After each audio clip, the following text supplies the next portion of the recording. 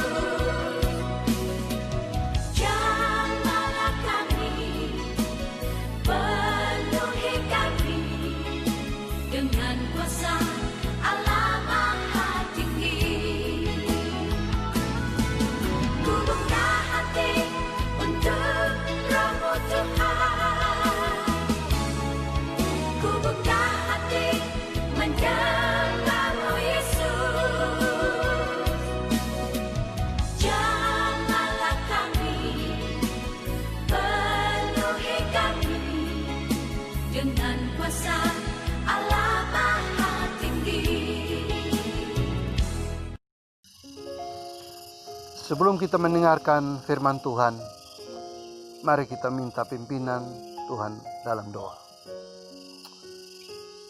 Ya Tuhan, kami bersyukur bahwa anugerah Tuhan selalu baru bagi kami, memberkati, memelihara, menyertai kami dalam perjalanan hidup kami dari hari lepas ke hari.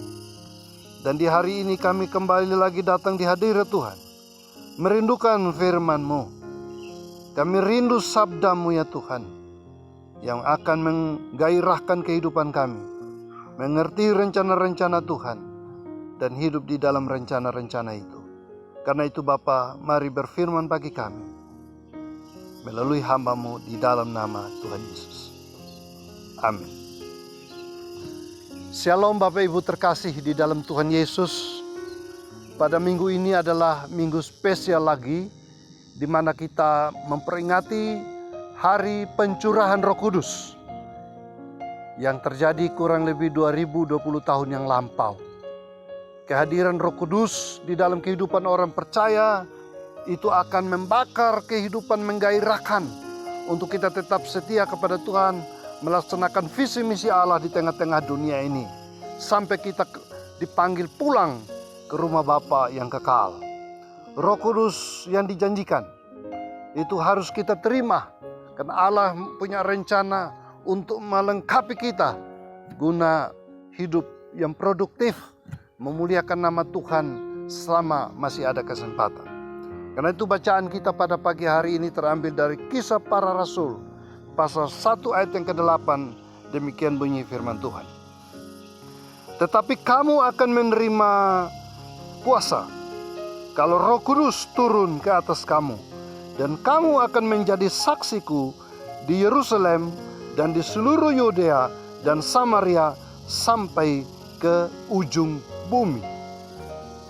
Ini adalah suatu pernyataan Tuhan Yesus sebelum dia naik ke sorga, dengan penuh harap bahwa murid-murid, orang-orang percaya yang sudah menyaksikan kebangkitan Kristus dan kenaikannya nanti ini, mereka harus dipenuhi dengan Roh Kudus. Dan Tuhan punya rencana indah dalam kehidupan mereka. Mereka akan efektif di dalam pelayanan, mereka akan produktif dalam menjalani kehidupan apabila Roh Kudus menyertai mereka. Siapakah Roh Kudus? Roh Kudus adalah pribadi Allah sendiri. Salah satu pribadi dari Tritunggal Allah. Allah yang hadir berupa rohnya yang akan berkarya di dalam kehidupan umat manusia. Peranan Allah Bapa, Bapa yang menciptakan segala sesuatu, Bapa yang mengadakan segala sesuatu, Bapa yang memelihara segala sesuatu. Dan peranan Yesus Kristus, peranan anak, adalah menggenapi rencana-rencana Bapa itu. Dia melaksanakannya, yaitu datang ke tengah dunia untuk mencari dan menyelamatkan orang percaya. Dia datang mati di kayu salib untuk mengerjakan penebusan bagi manusia yang berdosa. Dan misi penyelamatan Kristus hingga sampai mati dia telah laksanakan dengan baik. Dan pribadi Roh Kudus, pribadi yang ketiga, adalah pribadi yang datang untuk menggenapi semua yang direncanakan oleh Allah. Karena itu, mari, kehadiran Roh Kudus ini sangat penting ditekankan oleh Tuhan Yesus Kristus. Kamu akan menerima kuasa kalau Roh Kudus turun ke atas kamu. Nah, mari kita sadari bahwa kita tidak dapat berbuat apa-apa kalau kita tidak dipenuhi oleh Roh Kudus. Karena itu tema pada pagi hari ini saya mau sampaikan kepada kita, yaitu siap dipenuhi Roh Kudus. Siap dipenuhi Roh Kudus. Nah, saudara-saudara terkasih di dalam Tuhan Yesus, kalau kita membaca konteks dari ayat yang ke-8 ini, sebelum Tuhan Yesus naik ke sorga dan memberikan pesan ini kepada murid-murid, maka kita menemukan di sana ada 4 syarat yang harus kita penuhi agar kita dapat dipenuhi oleh Roh Kudus. Jadi saudara-saudara, tidak semua orang bisa menerima kepenuhan Roh Kudus seperti yang diinginkan, tetapi harus memenuhi syarat-syarat berikut ini.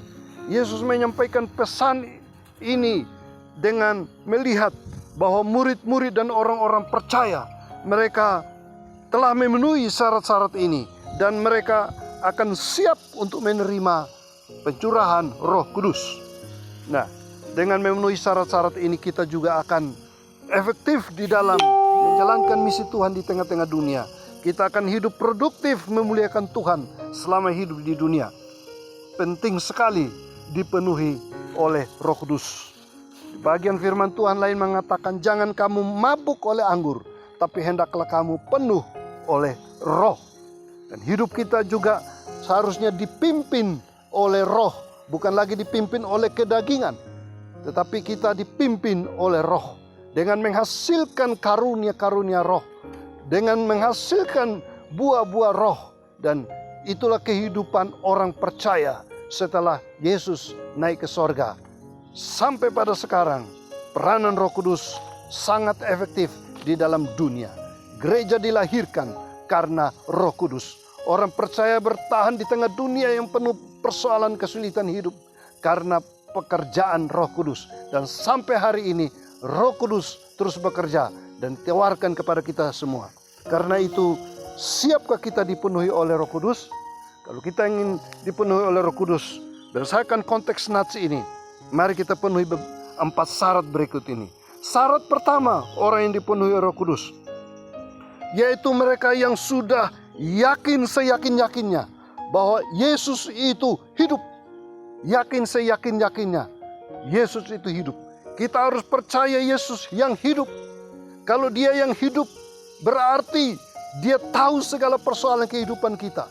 Dia hidup, berarti Dia telah menang atas kuasa dosa, menang atas kuasa setan, dan menang atas kuasa maut.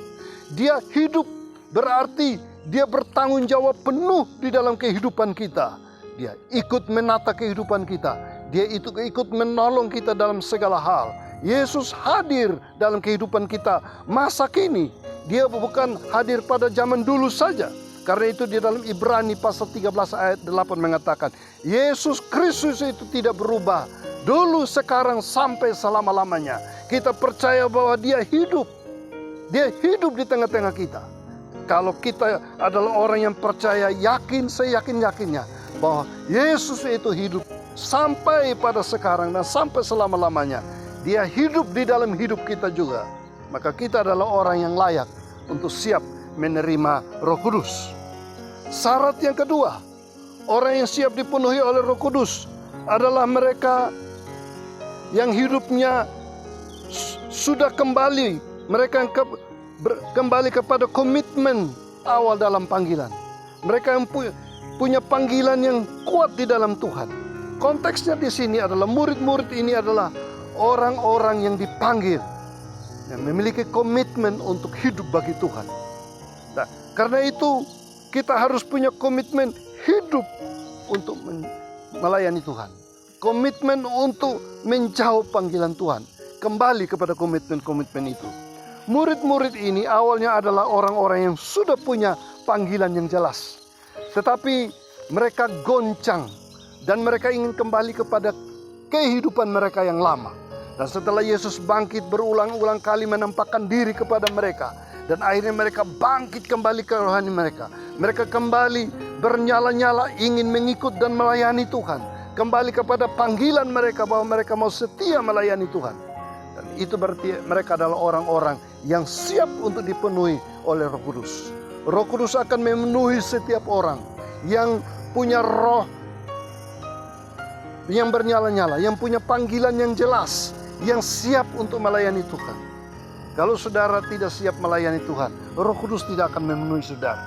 Karena itu, Roh Kudus dijanjikan, kuasa akan diberikan kepada kamu, agar kamu jadi saksi. Dijanjikan kepada kita semua sampai pada masa kini. Syarat yang ketiga, orang yang dipenuhi Roh Kudus adalah orang yang memahami konsep kerajaan Allah. Dalam konteks ini Yesus berulang kali mengajarkan kepada murid-muridnya tentang kerajaan Allah. Dan ini menarik sekali bahwa murid-murid memahami apakah kerajaan Allah itu. Kerajaan Allah dalam konteks Injil-Injil, yaitu pribadi Yesus yang hadir di tengah-tengah dunia untuk menyatakan kedaulatan Allah, kekuasaan Allah. Kehadirannya di tengah dunia untuk menjawab segala persoalan kehidupan ini. Dia datang di tengah-tengah dunia. Kerajaan Allah menyangkut aspek kekinian, tetapi juga aspek yang akan datang. Kita bukan berbicara tentang kerajaan Allah yang akan datang lagi saja, tetapi kerajaan Allah di sini. Karena itu Tuhan Yesus mengajarkan murid-muridnya dalam doa Bapa kami, datanglah kerajaanmu di bumi seperti di sorga. Kehadiran kita di tengah-tengah dunia adalah kita juga menghadirkan kerajaan Allah di mana kita berada. Dan di mana ada kehadiran kerajaan Allah, di sana ada sukacita, di sana ada damai sejahtera, di sana ada kebenaran. Dan inilah peran orang percaya, inilah peran gereja, menghadirkan kerajaan Allah di tengah-tengah dunia. Karena itu mari kita harus memahami konsep kerajaan Allah yang jelas, yaitu kehadiran Allah yang berdaulat di dalam kehidupan, dalam segala aspek kehidupan kita. Maka kita adalah orang-orang yang siap dipenuhi oleh Roh Kudus untuk memberitakan kehadiran Allah dalam kehidupan ini. Yang keempat, orang yang dipenuhi oleh Roh Kudus adalah orang-orang yang siap pergi bersaksi bagi dunia ini. Ya, bersaksi bagi dunia tentang keselamatan yang kekal. Tujuan orang dipenuhi Roh Kudus di sini.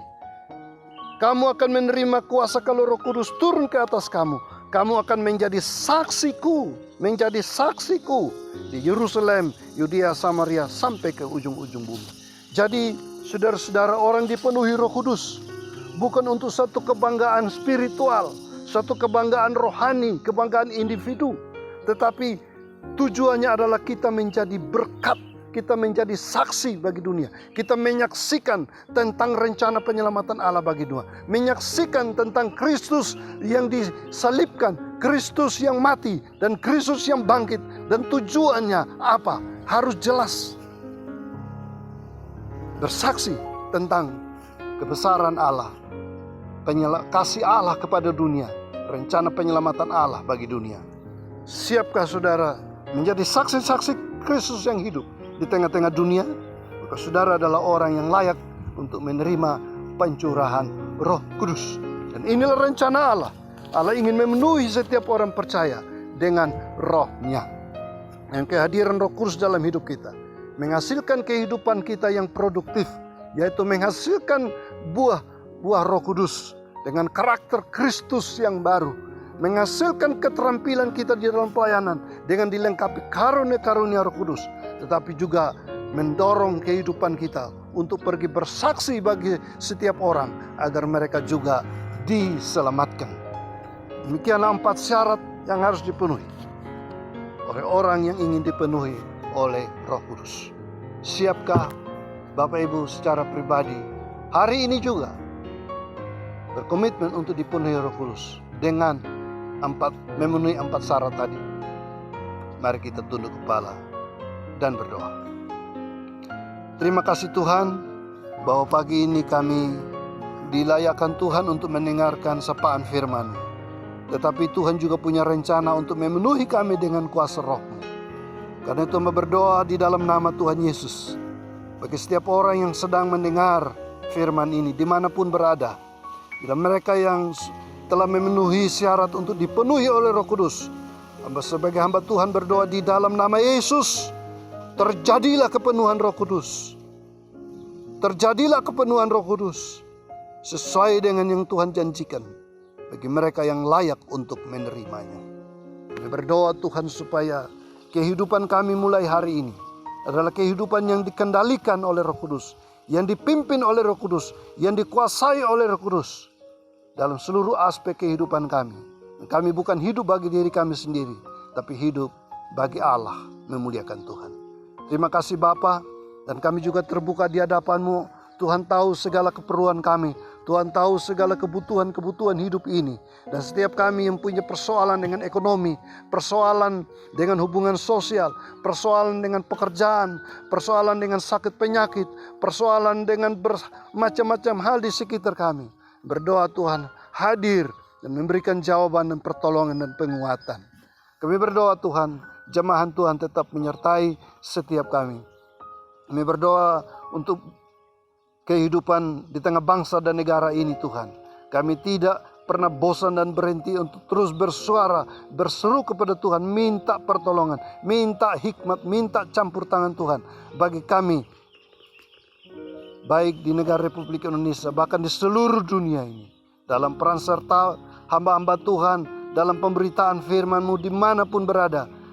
Kami berdoa Tuhan, terus memakai hamba-hamba-Mu, memberitakan firman Tuhan dalam kondisi-kondisi sukar dan sulit, di tengah bahaya, ancaman, tantangan berat. Terima kasih ya Tuhan. Kami berdoa Tuhan, campur tangan semua pelayanan gereja-gereja, lembaga-lembaga pelayanan dimanapun berada, dalam bentuk-bentuk online.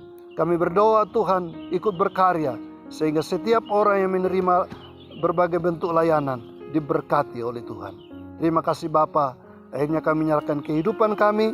Tuhan tetap menyertai kami dengan roh yang bernyala-nyala untuk setia sampai akhir hidup kami. Di dalam nama Tuhan Yesus kami berdoa. Amin.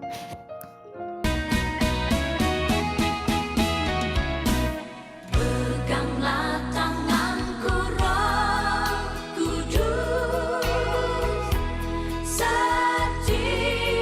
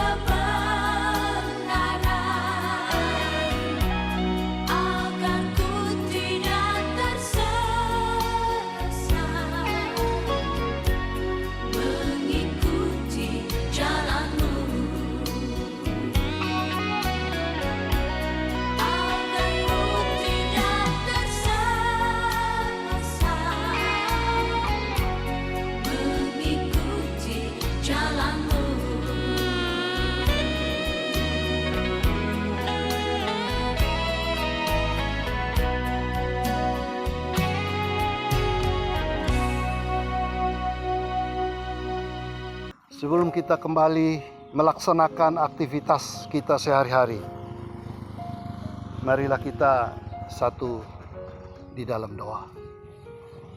Terima kasih Bapa untuk anugerah-Mu yang cukup bagi kami. Kini kami berkomitmen untuk memulai aktivitas sepekan ini, sekalipun kami masih di rumah saja oleh karena situasi kondisi yang tidak memungkinkan. Tapi kami percaya Tuhan tetap memberkati kami.